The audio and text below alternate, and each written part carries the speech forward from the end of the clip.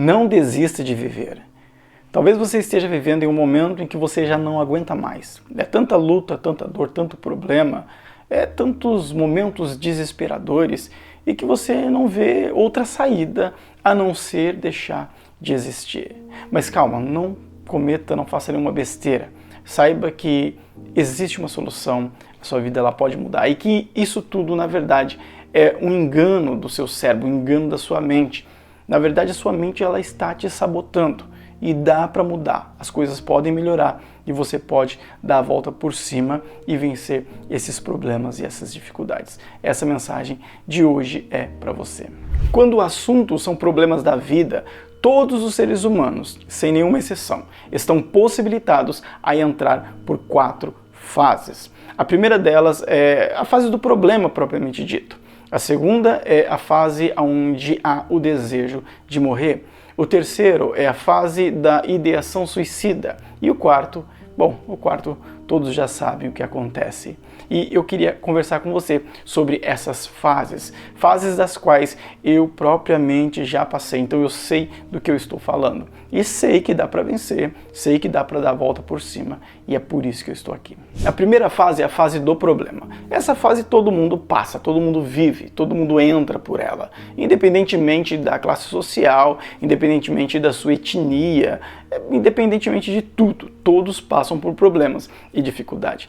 E a primeira coisa que nós temos que entender é que nós não somos singulares em relação ao problema. Ou seja, não é porque o nosso problema é um problema que de fato nos causa dor, que ele é o maior problema do mundo. Na verdade, no mundo todo tem pessoas passando por problemas, por situações que são muito mais agressivas, muito mais violentas do que a nossa. E que se nós contássemos o nosso problema ou os nossos problemas, eles diriam que para eles não é nada. Porque, de fato, existem pessoas passando por mais problemas do que nós ainda. Então nós temos que entender que o nosso problema, aquilo que nós estamos vivendo, não faz de nós singular. Não podemos achar que nós somos o menos favorecido por Deus, o menos favorecido pela vida e que nós recebemos a pior dádiva, que poderíamos ter, que são as dificuldades que nós carregamos. E outros, nossos problemas só são imensuráveis se nós olharmos para ele dessa maneira. Se nós olharmos para tudo pelo ângulo correto, nós vamos perceber que, na verdade, é só mais um problema e que eu posso vencer ele. O que nós podemos aprender com a Bíblia Sagrada, por exemplo, está no fato de Davi olhar para o gigante não como um gigante, mas como alguém que ele poderia vencer. A Bíblia nos diz que Davi, ele pegou a sua funda, que digamos que era um estilingue da época, e pegou 5 pedras ali do ribeiro e foi para a guerra. Não tinha espada, não tinha escudo, não tinha armadura, ele não tinha nem mesmo treinamento militar, mas ele sabia que aquele gigante, para ele não era um gigante. Fisicamente falando, de fato era um gigante, mas na mente de Davi, no coração de Davi, aquilo não era um gigante, aquilo era um problema vencível, ele sabia que ele podia vencer em nome de Deus. Então ele olhou para o gigante pelo ângulo correto, ou seja, pela ótica divina, enquanto Saul e o seu exército olhava pelo ângulo incorreto, por uma ótica humana. Então tudo depende do ângulo em que nós encaramos os nossos problemas. O que ocorre é que a nossa mente, ela tenta constantemente nos sabotar e sempre colocar os problemas como sendo algo grandioso demais para nós. Na verdade, os nossos problemas são vencíveis. E essa é a primeira fase, da qual nós temos que tomar muito cuidado para que nós não sejamos lançados para a segunda fase. O que o sábio Salomão pode nos ensinar a respeito disso? Dos problemas da vida e como nós podemos ou devemos encarar eles. Provérbios capítulo 3, verso de número 5 e o verso de número 6, que diz assim: confie no Senhor de todo o seu coração e não se apoie em seu próprio entendimento. Reconheça o Senhor em todos os seus caminhos e Ele endireitará as suas veredas. Confie no Senhor, confie em Deus e não se apoie no seu próprio entendimento, na sua própria mente. É isso que ocorre nessa primeira fase. Nós nos apoiamos naquilo que a nossa mente diz, fala a respeito do nosso problema, fala a respeito daquilo que nós estamos vivendo. E na maioria das vezes, a nossa mente, ela quer nos sabotar. e quer mostrar pra gente que o problema ele é invencível. Então entra a palavra de Deus e me ensina dizendo, olha, não coloque os seus problemas de acordo com aquilo que a sua mente está dizendo para você que é. Não, confie em Deus, confie no Senhor, porque se eu confiar naquilo que está na minha mente, então o problema ele vai me vencer e vai me lançar para as próximas fases. Mas se eu confiar em Deus, em não confiar naquilo que está na minha mente, naquilo que está no meu coração, já que a Bíblia me diz que enganoso é o coração do homem mais do que todas as coisas, então se eu confiar no Senhor, Deus ele vai me auxiliar para que eu possa vencer o meu problema, vencer as minhas dificuldades e não entrar nas próximas fases e não ter pensamentos de morte. A segunda fase é a fase do desejo de morrer. É a fase em que os nossos problemas eles são tão machucativos, eles são tão agressivos conosco, nós entramos em um processo de desespero onde nós não encontramos solução para eles, não encontramos solução para a nossa vida. E então nós passamos a ter o desejo de morrer, o desejo de não mais existir. E o desejo de morrer, na verdade, é uma covardia mascarada de cansaço. Muitas pessoas falam, eu quero morrer porque eu não aguento mais. Na verdade, é uma covardia com uma máscara de cansaço. É a nossa mente não querendo enfrentar o problema e tentando cortar um atalho para que nós possamos fugir do problema e não enfrentá-lo. E você não precisa se sentir o pior dos seres humanos por conta disso, porque pessoas grandes sentiram o desejo de morte, sentiram o desejo de morrer. A Bíblia nos fala sobre Elias, por exemplo. A Bíblia diz que ele sentiu o desejo de morrer, ele teve o desejo de morrer. Tanto é que ele pediu para Deus, falou assim, tira minha vida porque eu não aguento mais. Então ele desejou morrer. A Bíblia nos fala também do profeta Jonas, que também não aguentou mais e também que pediu a morte. Então grandes homens de Deus passaram por um momento de dificuldade tão grande a ponto deles desejarem morrer. Isso não faz de nós o pior dos seres humanos. Na verdade, somos um ser humano comum, como qualquer outro. Alguns entram por essa segunda fase, outros não, acaba ficando ali na primeira mesmo, mas ainda assim é natural. Mas o fato de ser natural não significa que é saudável. Na verdade, o desejo de morrer não é uma coisa boa. E o que eu preciso fazer para sair do desejo de morrer é literalmente voltar para a primeira fase, que é o que? Confiar no Senhor. Então quando vem aquele desejo de morrer, o que eu tenho que fazer? Fazer o que a Bíblia me ensina. O que a Bíblia me ensina? O que Elias fez? Elias fez o quê? Ele procurou a sua morte? Não. Ele falou com Deus, ele se lançou em Deus. O que Jonas fez? Também falou com Deus. E o que é que o sábio Salomão nos ensinou ali em Provérbios? A confiar no Senhor. Então, se você está nessa segunda fase, do desejo de morrer, aprenda com a palavra de Deus. A terceira fase é a fase da ideação suicida. São os pensamentos suicida. Nessa terceira fase, a pessoa ela se mata por várias vezes dentro da sua própria mente.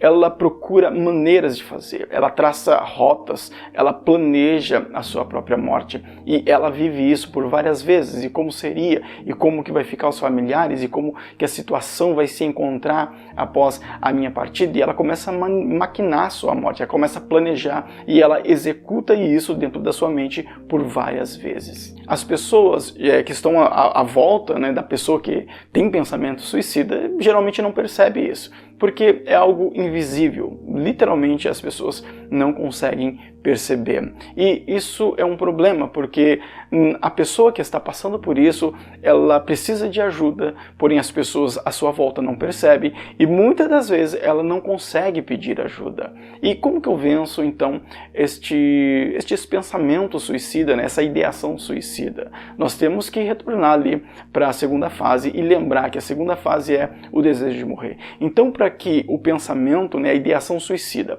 ela venha a ser vencida, o desejo de morrer ele tem que se tornar inexistente. Se eu não desejo morrer, então o pensamento suicida não vai fazer parte de mim, né? Não vai fazer parte da minha mente. Então eu tenho que não desejar morrer, mas para não desejar morrer, eu tenho que voltar lá na primeira parte, que é o quê? Que é buscar e confiar em Deus, fazer o que Elias fez, fazer o que Jonas fez, fazer o que o sábio Salomão nos ensinou. A segunda coisa que eu tenho que fazer para vencer o desejo de morrer, vencer o pensamento suicida, a ideação suicida, aqui da nossa terceira fase, é procurar ajuda. Procure ajuda com um familiar, procure ajuda com um amigo, procure ajuda na igreja, né, com as pessoas ali, os irmãos da igreja. E é lógico procurar ajuda com pessoas que de fato têm uma certa estabilidade, não só no sentido da mente, como no sentido espiritual, no sentido de maturidade de vida propriamente, pessoa que tem algum conteúdo para nos auxiliar, para nos ajudar e pessoas que nós podemos confiar. A terceira coisa é alimentar a nossa alma. Jesus disse, nem só de pão viverá o homem, mas sim de toda a palavra que sai, que procede da boca de Deus. E a Bíblia Sagrada, a palavra de Deus, ela procede, ela vem da parte do Senhor. Então, para que nós possamos vencer isso, nós temos que nos alimentar com a palavra. Porque a fraqueza espiritual, ela pode fazer com que nós tenhamos esse tipo de comportamento e que a nossa mente, ela possa se lançar a essas coisas. Mas a palavra de Deus, ela vai fazer um peso contrário. Ela vai alimentar a minha alma, ela vai me auxiliar para que eu confie mais em Deus. Nisso eu vou procurar o auxílio de Deus. E então eu conseguirei vencer os pensamentos suicidas. Eu conseguirei vencer os desejos, de morrer. Eu conseguirei até mesmo vencer ali os meus problemas e resolver aquilo que precisa ser resolvido dentro de mim. E a quarta fase é a consumação do ato. É onde a pessoa, ela de fato se entrega ali ao seu sofrimento e ela acaba por tirar a sua própria vida. Mas a Bíblia, ela tem a nos ensinar e muito para que nós não venhamos a entrar por essas fases, porque uma fase vai nos empurrando para outra fase. E se nós não vencermos aquilo dentro daquela fase que nós estamos vivendo, então ela nos empurra para a próxima fase. E cada vez mais fica mais fundo e nós não conseguimos sair de lá. O apóstolo Paulo nos ensina lá em 1 Coríntios, no capítulo de número 1, verso de número 8. Ali Paulo, ele diz que na província da Ásia, eles passaram por um problema, por uma dificuldade tão grande a ponto deles não mais ter esperança na própria vida. É lógico que ali o texto não está dizendo que Paulo estava querendo se suicidar, não, longe disso, mas ele não estava mais esperançoso para com sua própria vida. Ele achava que as coisas, basicamente é isso que nós vivemos, Muitas das vezes chegamos em uma determinada fase da vida e que nós não temos mais esperança de vida. Era o que Paulo estava sentindo, ele não tinha mais esperança de vida. Mas ali no verso de número 9, Paulo, ele nos dá um ensinamento muito grande. Paulo, ele entendeu que, na verdade, aquilo que ele estava passando tinha um propósito. E o propósito que ele entendeu naquela ocasião era que Deus queria que eles confiassem ainda mais em Deus. Em outra linguagem, eu quero dizer para você que Paulo, ele canalizou tudo a Deus. Ele pegou os seus problemas, pegou todas as suas dificuldades e não amontoou para si. Ele lançou em Deus. Quando ele fez isso, Deus trabalhou em seu coração e ele entendeu, falou, peraí, então se eu estou passando por isso, nós estamos passando por essa dificuldade, algum motivo tem? E qual é o motivo disso? E então ele compreendeu que na verdade era o que Deus tinha preparado para eles, para que eles confiassem ainda mais no Senhor. O grande erro nosso é quando nós pegamos os nossos problemas e guardamos para nós. Não, a Bíblia nos diz, confessai as vossas necessidades aos santos. Quem são os santos? São os nossos irmãos, os irmãos da igreja, são as pessoas que nós podemos contar os nossos problemas. Então não guarde os problemas para si mesmo. Pedro nos ensina lá em 1 Pedro, capítulo de número 5, versículo de número 7 e 8. Humilhai-vos debaixo das potentes mãos de Deus, para que no tempo certo, no tempo devido, Deus os exalte, lançando sobre ele toda a vossa ansiedade, porque ele é quem cuida de vós. Então lance em Deus, lance aos pés do Senhor toda a sua ansiedade, toda a sua preocupação, todos os seus problemas, as suas dificuldades, porque Deus é quem cuida de você. existe uma saída para o seu problema, existe uma saída para a sua dificuldade, há uma luz no fim do túnel, tem como ser resolvido. Não deixa a sua mente te sabotar e te dizer que chegou ao fim, que acabou. Não deixa o desespero te controlar e tomar conta de você. Saiba, tem como mudar, as coisas podem melhorar e elas vão melhorar. Então, segura firme, creia em Deus, busque o Senhor e você vai ver que as coisas vão dar certo. Ah, mas você está falando isso porque você não sabe o problema que eu estou passando. Amado, eu passei por coisas muito difíceis também. E essas fases que eu estou tratando aqui, eu estou falando por experiência própria, porque eu passei por essas fases, eu vivi essas fases e eu sei como é rastejar diante de uma dificuldade, diante de uma tempestade. Mas assim como Deus me ajudou, me colocou de pé, Ele também pode e vai te ajudar e te colocar de pé, e você vai ser um vitorioso, um vencedor, em nome de Jesus. Nessa ocasião, eu quero te convidar para nós fazermos uma oração. Eu quero orar por você, pela sua vida e pela sua alma. Mas antes disso, eu quero te pedir apenas 3 coisas. Primeiro, deixa um comentário e peça oração aí nos comentários. Talvez você não queira falar dos seus problemas e dificuldades e não tem problema, mas se você quiser, pode deixar aí também. Deixa aí e eu prometo que eu vou estar orando e intercedendo por você. Segunda coisa, compartilhe esse vídeo com uma pessoa que você sentir no coração, que quem sabe esteja passando até mesmo por uma dificuldade e você não sabe. E a terceira coisa, se você não é inscrito no nosso canal, se inscreva em nosso canal para que você possa receber mais mensagens como essa, mensagens que edificam, mensagens que curam a alma. Vamos orar e vamos falar com Deus nesse momento e decretar em nome de Jesus a vitória sobre a sua vida. Senhor Deus, eterno Pai, diante de Ti, mais uma vez, ó Deus, quero te pedir perdão de todos os meus pecados, sabendo que sou falho e que não mereço achegar-se ao Senhor, ó Pai. Mas o Teu sangue, Jesus, me purifica de todo pecado e me dá condições de adentrar o Teu santuário e poder colocar diante de Ti, Senhor Jesus, a minha dificuldade, o meu problema, a necessidade, ó Pai, dessa pessoa que está me ouvindo, que está orando comigo. Senhor, eu coloco diante de Ti, para que o Senhor venha fazer a Tua obra. E te peço, ó Deus, entra com providência na vida dele, entra com providência na vida dela. Livra de todo mal, de toda obra do adversário. Tudo aquilo que tem se levantado contra a vida dele, contra a vida dela, caia por terra, Senhor. E que o Senhor dê a vitória. Trabalhe em sua mente, trabalhe em seu coração, ó Pai. E que todo pensamento suicida, Senhor, e que todo desejo de morte venha a ser extirpado pelo Senhor. E que esses problemas, essa tempestade venha a ser acalmada pelo Senhor.